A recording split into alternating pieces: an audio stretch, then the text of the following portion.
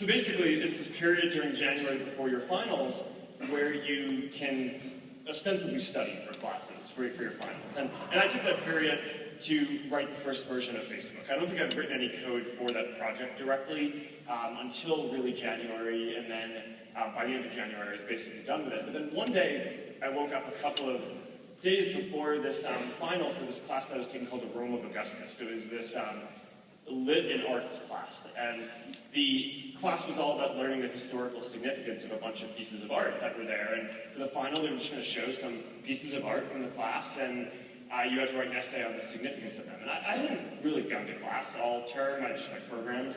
And then during reading period, when I should have been learning this, I programmed. And so I was pretty screwed, right? And there's no way that I was going to cover all this material.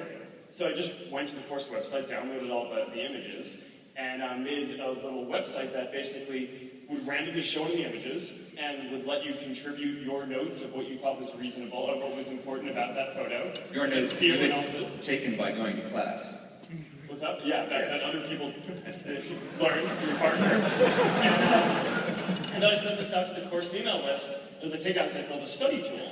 And within an hour, the whole thing was just populated with all the information that we needed to take the class, to take the final. So I think I did pretty well in the final. I don't remember the exact grade, but...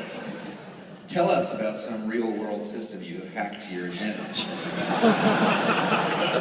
That's an answer, that's a question on the YC application form. We actually ask for people having done a trick like that. That would get our attention. Incidentally, if you ever want to do YC.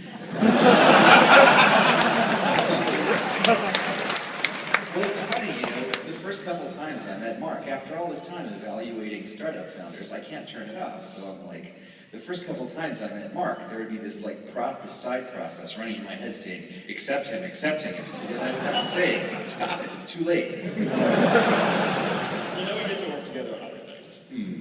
All right. No, I love it. So, one of the things we talked about last year was how when you first launched Facebook, the first other colleges you expanded to were ones that had competing services. So I didn't ask you at the time, but I wonder now, why did you win? What was it that Facebook had that the competing services didn't? I think it was just this focus on real identity and the connections between people.